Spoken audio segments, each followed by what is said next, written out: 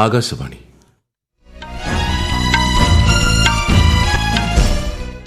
നമസ്കാരം.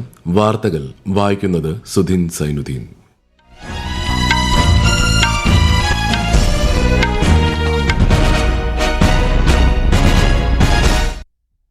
പ്രധാന വാർത്തകൾ. തിരഞ്ഞെടുപ്പ് പ്രചാരണങ്ങളിൽ നിർമ്മിത ബുദ്ധിയുടെ ഉപയോഗം സംബന്ധിച്ച് കേന്ദ്ര തിരഞ്ഞെടുപ്പ് കമ്മീഷൻ മാർഗനിർദ്ദേശം പുറപ്പെടുവിച്ചു. PM ശ്രീ പദ്ധതി നടപ്പിലാക്കുന്നതിനുള്ള കേരള സർക്കാർ തീരുമാനത്തെ അഭിനന്ദിച്ച് കേന്ദ്ര വിദ്യാഭ്യാസ മന്ത്രാലയം. മത്സ്യബന്ധന മേഖലാ ബോധവൽക്കരണ പരിപാടിയുടെ കീഴിൽ കേരളത്തിലെ മത്സ്യത്തൊഴിലാളികളുമായി കേന്ദ്ര സഹമന്ത്രി ജോർജ് കുര്യൻ ഇന്ന് സംവദിക്കും. കേരളത്തിൽ എല്ലാ ജില്ലകളിലും ശക്തമായ മഴ തുടരുമെന്ന് കേന്ദ്ര കാലാവസ്ഥാ വകുപ്പ്. കേരള, കർണാടക, ലക്ഷദ്വീപ് തീരങ്ങളിൽ ഇന്നും നാളെയും മത്സ്യബന്ധനത്തിന് വിലക്ക്. ഇന്ത്യ ഓസ്ട്രേലിയ ഏകദിന ക്രിക്കറ്റ് പരമ്പരയിലെ അവസാന മത്സരം ഇന്ന് സിഡ്നിയിൽ. കേരള സംസ്ഥാന സ്കൂൾ കായികമേളയിൽ തിരുവനന്തപുരം ജില്ല കുതിപ്പ് തുടരുന്നു. വാർത്തകൾ വിശദമായി. ബീഹാർ നിയമസഭാ തെരഞ്ഞെടുപ്പിന് മുന്നോടിയായി രാഷ്ട്രീയ പ്രചാരണത്തിൽ നിർമ്മിത ബുദ്ധിയുടെയും കൃത്രിമ ഉള്ളടക്കത്തിന്റെയും ഉപയോഗം സംബന്ധിച്ച് തെരഞ്ഞെടുപ്പ് കമ്മീഷൻ നിർദ്ദേശം പുറപ്പെടുവിച്ചു. പ്രചാരണ ആവശ്യങ്ങൾക്കായി ഉപയോഗിക്കുന്നതോ പ്രചരിപ്പിക്കുന്നതോ ആയ AI ദൃശ്യങ്ങൾ, ചിത്രം, ഓഡിയോ എന്നിവ വ്യക്തമായി ലേബൽ ചെയ്യാൻ കമ്മീഷൻ രാഷ്ട്രീയ പാർട്ടികളോടും സ്ഥാനാർത്ഥികളോടും ആവശ്യപ്പെട്ടു. കൂടാതെ അത്തരം ഉള്ളടക്കം സൃഷ്ടിച്ച സ്ഥാപനത്തിന്റെ പേര് വ്യക്തമായി വെളിപ്പെടുത്തണം. നിയമവിരുദ്ധവും ഏതെങ്കിലും വ്യക്തിയുടെ സ്വത്വം, രൂപം അല്ലെങ്കിൽ ശബ്ദം തെറ്റായി പ്രതിനിധീകരിക്കുന്നതും വോട്ടർമാരെ തെറ്റിദ്ധരിപ്പിക്കുന്നതുമായ ഉള്ളടക്കം പ്രസിദ്ധീകരിക്കുന്നതിനോ പങ്കുവയ്ക്കുന്നതിനോ നിയന്ത്രണം ഏർപ്പെടുത്തണമെന്നും കമ്മീഷൻ ആവശ്യപ്പെട്ടു. വോട്ടെടുപ്പ് ദിവസം എല്ലാ പോളിംഗ് സ്റ്റേഷനുകളിലും അവശ്യ സൌകര്യങ്ങളും വോട്ടർമാർക്ക് വേണ്ട സഹായവും ഉറപ്പാക്കാൻ തെരഞ്ഞെടുപ്പ് കമ്മീഷൻ മുഖ്യ തെരഞ്ഞെടുപ്പ് ഉദ്യോഗസ്ഥർക്ക് നിർദ്ദേശം നൽകി. വിശദാംശങ്ങളിലേക്ക്. പോളിംഗ് സ്റ്റേഷനുകളിൽ കുടിവെള്ളം, കാത്തിരിപ്പ് കേന്ദ്രം, ശുചിമുറി, മതിയായ വെളിച്ചം, ഭിന്നശേഷി വോട്ടർമാർക്ക് വേണ്ട സൌകര്യങ്ങൾ എന്നിവ ഉറപ്പാക്കണമെന്ന് കമ്മീഷൻ നിർദ്ദേശം നൽകി. വോട്ടർ അവബോധം ശക്തിപ്പെടുത്തുന്നതിനായി പോളിംഗ് സ്റ്റേഷൻ വിശദാംശങ്ങൾ, സ്ഥാനാർത്ഥികളുടെ പട്ടിക, ചെയ്യേണ്ടതും ചെയ്യരുതാത്തതുമായ കാര്യങ്ങൾ, വോട്ടിംഗ് പ്രക്രിയ എന്നിവ ഉൾക്കൊള്ളുന്ന പോസ്റ്ററുകൾ എല്ലാ പോളിംഗ് സ്റ്റേഷനുകളിലും പ്രദർശിപ്പിക്കണം. ബൂത്ത് ലെവൽ ഓഫീസർമാരുടെയും ഉദ്യോഗസ്ഥരുടെയും സംഘം വോട്ടർമാർക്ക് അവരുടെ പോളിംഗ് ബൂത്ത് നമ്പറും സീരിയൽ നമ്പറും കണ്ടെത്താൻ സഹായിക്കും. പോളിംഗ് സ്റ്റേഷന്റെ പ്രവേശന കവാടത്തിന് പുറത്ത് വോട്ടർമാർക്കായി മൊബൈൽ ഫോൺ നിക്ഷേപ സൗകര്യം ഒരുക്കണം. നവംബർ 6, 11 തീയതികളിലാണ് ബീഹാറിൽ നിയമസഭാ തിരഞ്ഞെടുപ്പ്. 11-ന് 7 സംസ്ഥാനങ്ങളിലെ ഉപതിരഞ്ഞെടുപ്പും നടക്കും. News desk, Akashvani. പ്രതിമാസ റേഡിയോ പ്രഭാഷണ പരിപാടിയായ മൻ കി ബാത്തിലൂടെ പ്രധാനമന്ത്രി നരേന്ദ്രമോദി നാളെ രാവിലെ 11 മണിക്ക് ജനങ്ങളുമായി ആശയങ്ങൾ പങ്കുവയ്ക്കും. പരിപാടിയുടെ 127ാം പതിപ്പാണിത്. ആകാശവാണിയുടെ എല്ലാ നിലയങ്ങളും ദൂരദർശനും മൻ കി ബാത്ത് പ്രക്ഷേപണം ചെയ്യും. National pension system, unified pension scheme എന്നിവയ്ക്ക് കീഴിലുള്ള കേന്ദ്ര സർക്കാർ ജീവനക്കാർക്ക് LC75, BLC നിക്ഷേപാവസരങ്ങൾ വിപുലീകരിക്കുന്നതിന് കേന്ദ്ര സർക്കാർ അംഗീകാരം നൽകി. സർക്കാർ ഇതര വരിക്കാർക്ക് ലഭ്യമാകുന്നതുപോലെ വിശാലമായ നിക്ഷേപ അവസരങ്ങൾ വേണമെന്ന ജീവനക്കാരുടെ ദീർഘകാല ആവശ്യം പരിഗണിച്ചാണ് തീരുമാനം. ഇതോടെ വ്യക്തിഗത മുൻഗണനകളെ അടിസ്ഥാനമാക്കി വിരമിക്കൽ സമ്പാദ്യം കൈകാര്യം ചെയ്യുന്നതിന് കൂടുതൽ നിക്ഷേപ പദ്ധതികൾ തിരഞ്ഞെടുക്കാൻ കേന്ദ്ര സർക്കാർ ജീവനക്കാർക്ക് അവസരമൊരുങ്ങും. PM ശ്രീ പദ്ധതി നടപ്പിലാക്കുന്നതിനുള്ള ധാരണാപത്രത്തിൽ ഒപ്പുവെച്ചതിന് കേരള സർക്കാരിനെ അഭിനന്ദിച്ച് വിദ്യാഭ്യാസ മന്ത്രാലയം. നൈപുണ്യ വികസനത്തിന് ഊന്നൽ നൽകി സ്കൂളുകളെ മികവിന്റെ കേന്ദ്രങ്ങളാക്കി മാറ്റാൻ ഇത് സഹായിക്കുമെന്ന് മന്ത്രാലയം വ്യക്തമാക്കി. അതേസമയം വിദ്യാർത്ഥികൾക്ക് അർഹതപ്പെട്ട കേന്ദ്ര ഫണ്ട് നഷ്ടമാകാതിരിക്കാനാണ് PM ശ്രീ പദ്ധതിയിൽ ഒപ്പുവെച്ചതെന്ന് വിദ്യാഭ്യാസ മന്ത്രി V. ശിവൻകുട്ടി പറഞ്ഞു. പദ്ധതിയിൽ ഒപ്പുവെക്കാത്തതിന്റെ പേരിൽ 1158 കോടി രൂപയാണ് ഇതിനകം സംസ്ഥാനത്തിന് നഷ്ടമായത്.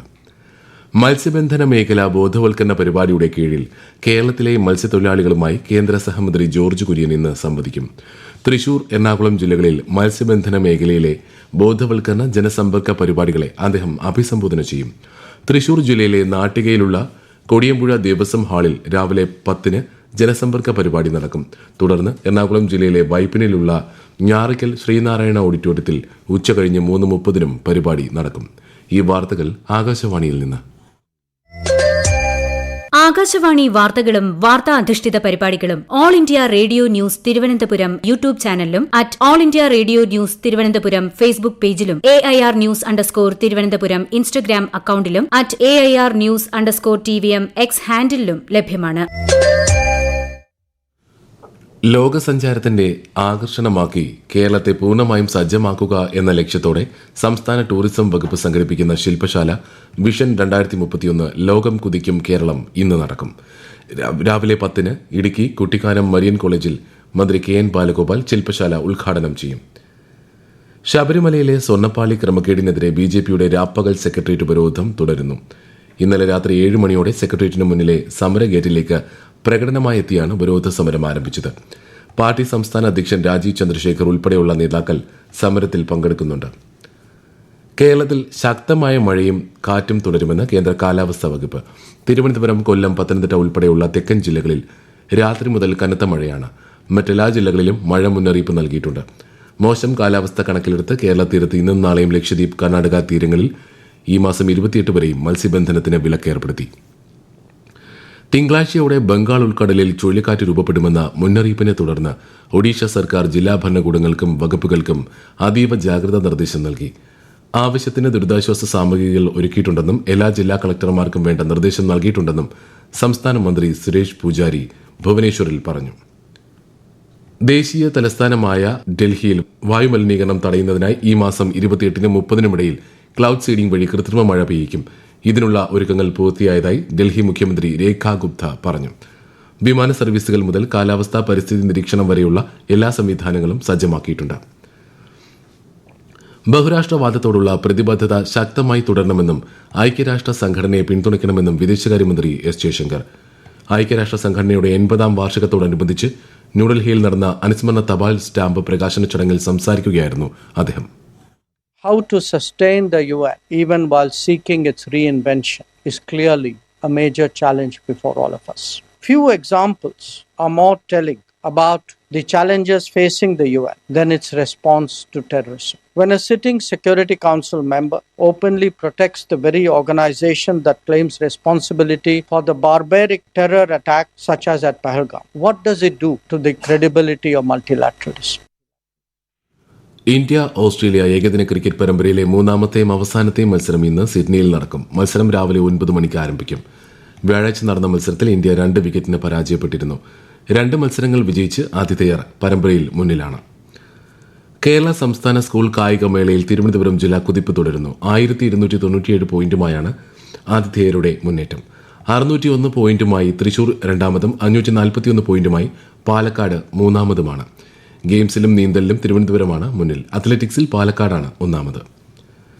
ഇന്ത്യയുടെ ഉരുക്ക് മനുഷ്യൻ സർദാർ വല്ലഭായ് പട്ടേലിന്റെ ജന്മവാർഷിക സ്മരണയിൽ ഒക്ടോബർ 31-ന് രാഷ്ട്രീയ ഏകതാ ദിവസ് ആഘോഷിക്കാനൊരുങ്ങി രാജ്യം. ആഘോഷത്തിന്റെ ഭാഗമായി ഗുജറാത്തിലെ ഏകതാ നഗറിൽ പ്രൗഢമായ പരേഡും സാംസ്കാരികോത്സവവും സംഘടിപ്പിക്കും. പ്രധാനമന്ത്രിക്ക് നൽകുന്ന ഗാർഡ് ഓഫ് ഓണറിന് ഇത്തവണ വനിതാ ഉദ്യോഗസ്ഥയാണ് നേതൃത്വം നൽകുക.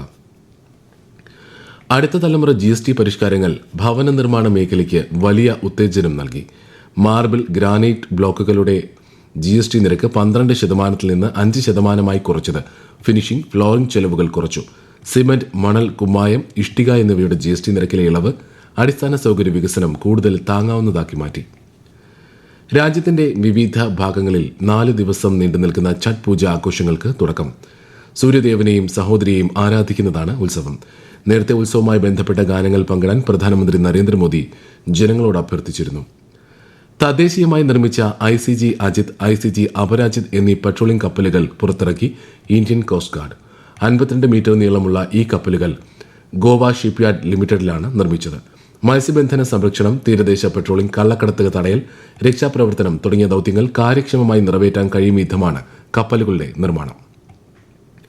പാകിസ്ഥാനുമായുള്ള അതിർത്തി സംഘർഷങ്ങൾക്കിടെ കുനാർ നദിക്ക് കുറുകെ അണക്കെട്ടുകൾ നിർമ്മിക്കാനുള്ള പദ്ധതി പ്രഖ്യാപിച്ച് അഫ്ഗാനിസ്ഥാനിലെ താലിബാൻ ഭരണകൂടം. പാകിസ്ഥാന്റെ വടക്ക് പടിഞ്ഞാറൻ മേഖലയിലേക്ക് ഒഴുകുന്ന പ്രധാന ജലപാതയാണിത്. പ്രധാന വാർത്തകൾ വീണ്ടും. തെരഞ്ഞെടുപ്പ് പ്രചാരണങ്ങളിൽ നിർമ്മിത ബുദ്ധിയുടെ ഉപയോഗം സംബന്ധിച്ച് കേന്ദ്ര തെരഞ്ഞെടുപ്പ് കമ്മീഷൻ മാർഗനിർദ്ദേശം പുറപ്പെടുവിച്ചു. PM ശ്രീ പദ്ധതി നടപ്പിലാക്കുന്നതിനുള്ള കേരള സർക്കാർ തീരുമാനത്തെ അഭിനന്ദിച്ച് കേന്ദ്ര വിദ്യാഭ്യാസ മന്ത്രാലയം. മത്സ്യബന്ധന മേഖലാ ബോധവൽക്കരണ പരിപാടിയുടെ കീഴിൽ കേരളത്തിലെ മത്സ്യത്തൊഴിലാളികളുമായി കേന്ദ്ര സഹമന്ത്രി ജോർജ് കുര്യൻ ഇന്ന് സംവദിക്കും. കേരളത്തിൽ എല്ലാ ജില്ലകളിലും ശക്തമായ മഴ തുടരുമെന്ന് കേന്ദ്ര കാലാവസ്ഥാ വകുപ്പ്. കേരള, കർണാടക, ലക്ഷദ്വീപ് തീരങ്ങളിൽ ഇന്നും നാളെയും മത്സ്യബന്ധനത്തിന് വിലക്ക്. ഇന്ത്യ ഓസ്ട്രേലിയ ഏകദിന ക്രിക്കറ്റ് പരമ്പരയിലെ അവസാന മത്സരം ഇന്ന് സിഡ്നിയിൽ. കേരള സംസ്ഥാന സ്കൂൾ കായികമേളയിൽ തിരുവനന്തപുരം ജില്ല കുതിപ്പ് തുടരുന്നു. വാർത്തകൾ കഴിഞ്ഞു. അടുത്ത വാർത്താ പ്രക്ഷേപണം ഉച്ചയ്ക്ക് 12:30.